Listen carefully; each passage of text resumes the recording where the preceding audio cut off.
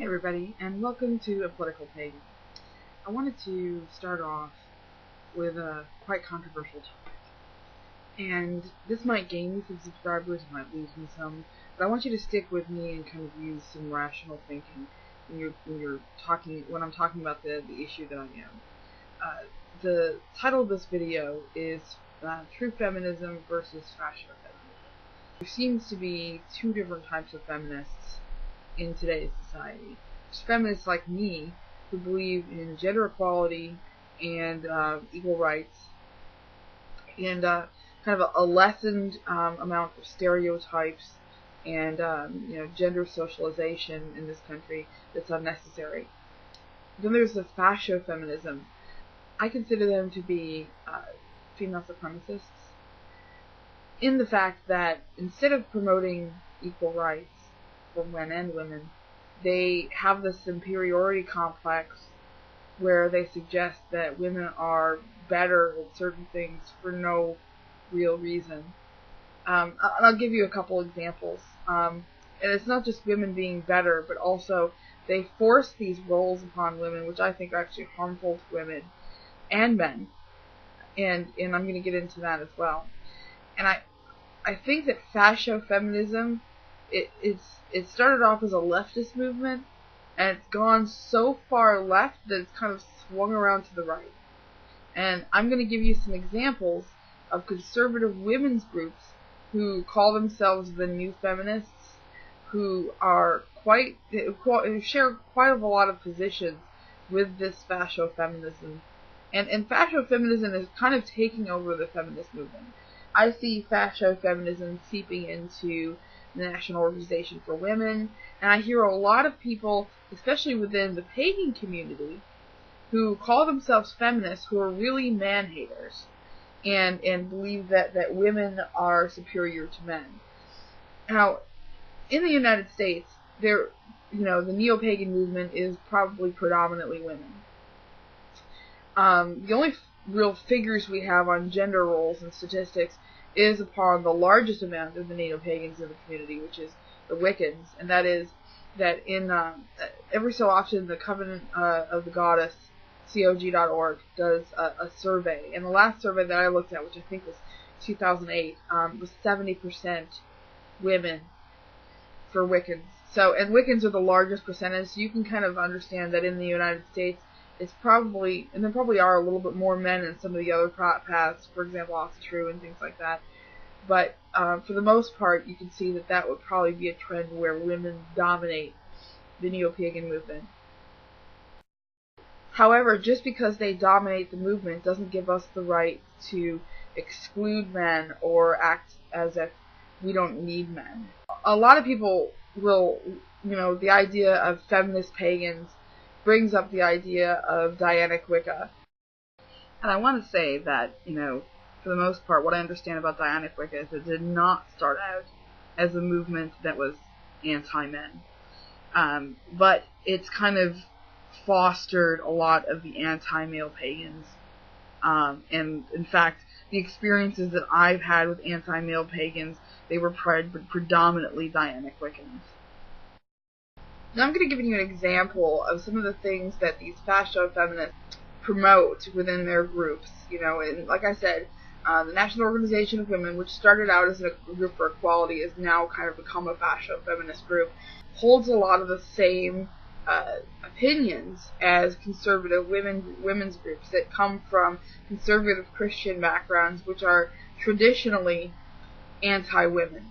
So it's kind of interesting that you get this fascio-feminist attitude, which is supposed to be feminine supremacist, but they've gone so far with it, with this gender inequality, that it's really become illogical, and it's started to kind of swing back around to the other side, and kind of support traditional roles for women, and kind of marginalize women in society. And I'll give you a perfect example.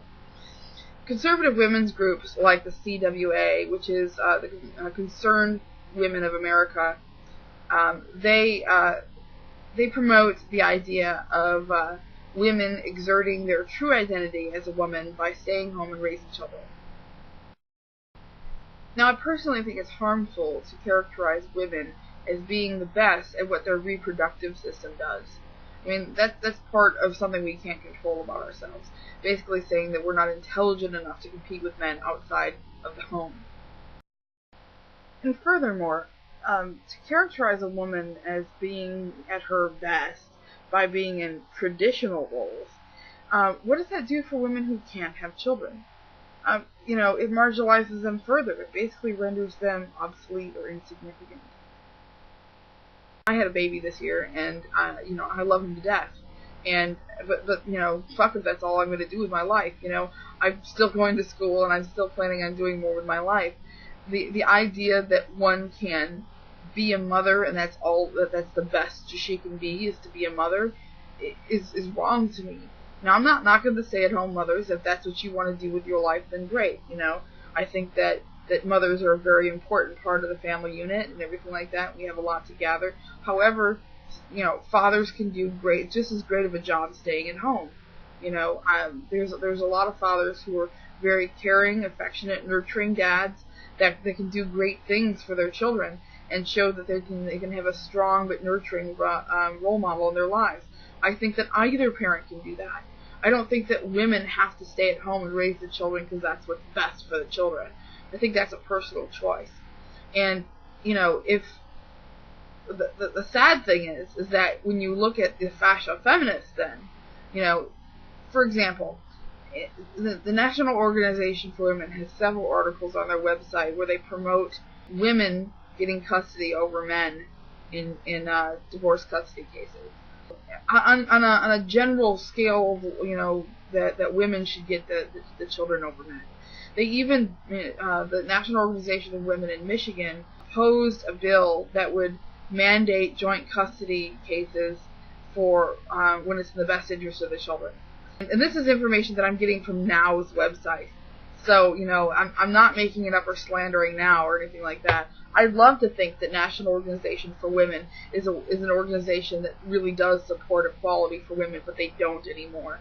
When I look at their website, some of the things on there are just irrational and illogical, and this is one of them. I've known quite a few dads, one of them right now that's going through a court case fighting for the custody of his daughter.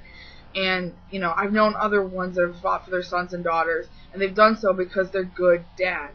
Not because they want to get out of paying child support, not because they are spiteful and want to hurt the mother, but because they're good dads. And our society has said that a good mother is worth twice the amount of a good father. That a good mother, that if you have two parents fighting for custody, the father has to fight much harder for custody than a woman. And that's the case. This is the way that it is in this country. I mean, if you go to any court case, almost every state in this country is a mommy favored state. If mommy's a good mommy, doesn't have a criminal history, no drugs, not hanging out with, not crazy, mommy's gonna get the kids. If you're not crazy, you don't do drugs, and you don't have a criminal history, you're gonna get the kids. But if a dad, if that's all he was and he didn't have an income or anything like that, he wouldn't get the kids. It's just not the way it is. And you can look at court case after court case and back this up. This is not something that I'm pulling out of whole cloth or anything like that. There are several court cases to document this. I've heard from people who've had to defend themselves against women who will say just about anything to get their kids, even if it's completely false allegations, like bringing up abuse and stuff like that never happened. And I think that it plays to a larger issue, that women are taught to be the mothers, but also the victims. And I'll give you another example of something that the conservative women's movement and the FacioFeminists have in common. Conservative women's groups and this FacioFeminist movement that I'm talking to you about, they both are basically anti-pornography. And their stance on pornography is pretty much identical. What they say is that pornography objectifies women, and that objectification of women leads to violence of women and basically the demeaning of women in culture. And really, there's really not much, perhaps they could have made that argument 50 years ago when porn was different, but then our society was different back then, wasn't it? So, in today's society, does porn objectify women any more than it objectifies men? I don't think so. In fact, I think that because pornography in this country is a choice, first of all, women are not being forced into pornography in the United States. If they are, that's illegal, and I don't support that. But 99% of the porn in this country is women choosing willingly to be a porn star. And they make gross amounts more money than the men do, first of all. So, in that way, pornography actually helps women because they're paid more for what they do. Secondly, they claim that it objectifies women, but the largest growing audience to watch porn is women. So is it okay if women objectify women but not men? I mean, aren't we all sexual beings, and we objectify people on the street, on TV, whether they're wearing clothes or not, they're objectified. If you look at, Hollywood celebrities, they all have to stay the same weight and wear the right clothing and everything like that. And why is that? Because they're objectified. Whether they're in porn or not, whether they're naked or not, they're going to be objectified. And that goes for men too. Men are also objectified. And I think that those roles are starting to even out in culture. What I think hurts that is when we characterize women as victims because they happen to be having sex with men. Now, I mean, seriously, men are also having sex with the women, So to act like the women are the ones that are the victims, but the men in there aren't being victimized, basically sets up the idea that it's okay for men to have sex, but for women to have sex, that automatically makes them a victim. I mean, basically, it takes away a woman's right to her own sexuality. Further, both conservative women's groups and the FacioFeminist movement say that pornography causes violence towards women. And there's really no evidence to support that. They'll try to bring up case studies and stuff like that they've brought up, but the experts will tell you that there's no evidence to support it. I'm going to read you something. So I have here my copy of Our Sexuality by Crooks and Barr. And this is a textbook for my human sexuality course, which I just got done with. Yay! And I wanted to read you something from it that I found quite astounding, because both this FacioFeminist movement and the conservative women's movements claim that porn causes an increased amount of violence towards women. And it says here, President LBJ appointed a commission on obscenity and pornography to study the effects of sexually explicit material, and its report was published in 1970. It analyzed the effects of legalizing pornography in Denmark and the findings of various studies done in the United States. The commission found that increased availability of pornography after legalization did not result in an increase in sex offenses. From the experts, guys, it doesn't. So, I mean, you can speculate all you want, but all these people are doing is speculating that somehow women in porn makes men want to go out and hurt them. It doesn't. It makes them want to fuck them. And that's okay, because that's what porn is supposed to do. And let's face it, there's a market for porn for a reason. We're sexual beings. We're supposed to be sexual beings.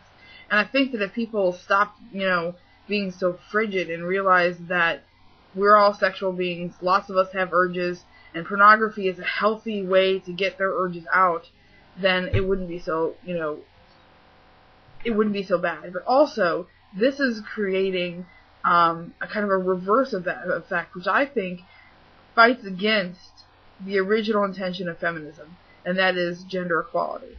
When you suggest that women are somehow victims for being in the porn industry, and that they're going to be victimized because of the porn industry, you're setting women up as inferior to men. And that goes against the very core idea of feminism.